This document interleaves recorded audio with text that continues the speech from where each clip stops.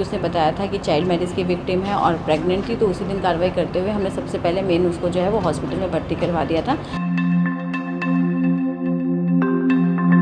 लड़का पक्ष आया था तो उसने ये बताया कि वो दिव्यांग है, लेकिन इस तरह से जैसे हम कहते हैं कि वो अपने पैरों खड़ा नहीं हो सकता।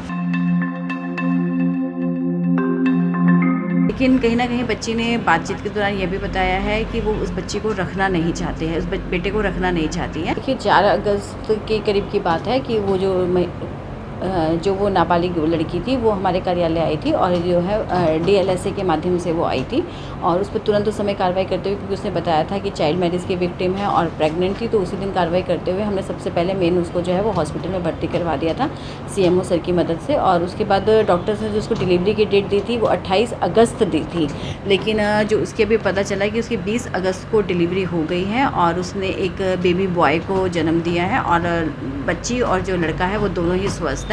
लेकिन कहीं न कहीं बच्ची ने बातचीत के दौरान ये भी बताया है कि वो उस बच्ची को रखना नहीं चाहते हैं, उस बेटे को रखना नहीं चाहती हैं।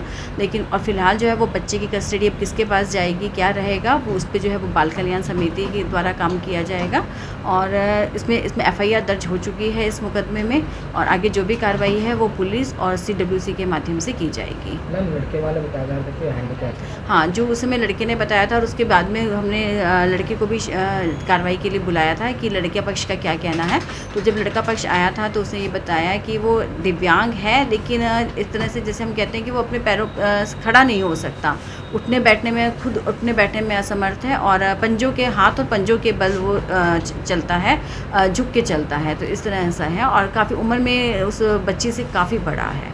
मैम आगे कार्रवाई क्या रहेगी? देखिए आगे की कार्रवाई में इसमें पॉक्सो और चाइल्ड मैरिज में मुकदमा दर्ज हो चुका है और एक जो है वो विशेष समुदाय में ये विवाह हुआ है और बच्ची का जो शारीरिक शोषण है वो हमें सामने नज़र आ रहा है उसके गर्भ के रूप में, अब जो इसने बेबी बॉय को जन्म दिया है उसके रूप में।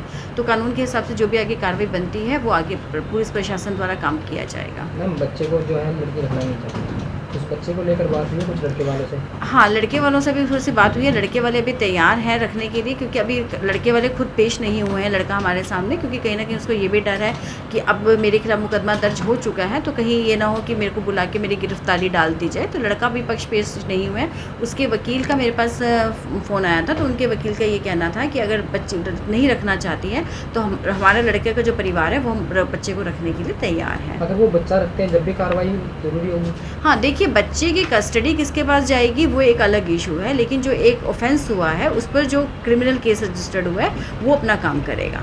जो लड़की है वो सही है? हाँ, बच्ची सही है, माँ बेटी दोनों स्वस्थ हैं। डिस्चार्ज हो चुका है? वो आज सुबह ही 6 बजे डिस्चार्ज हो गए हैं।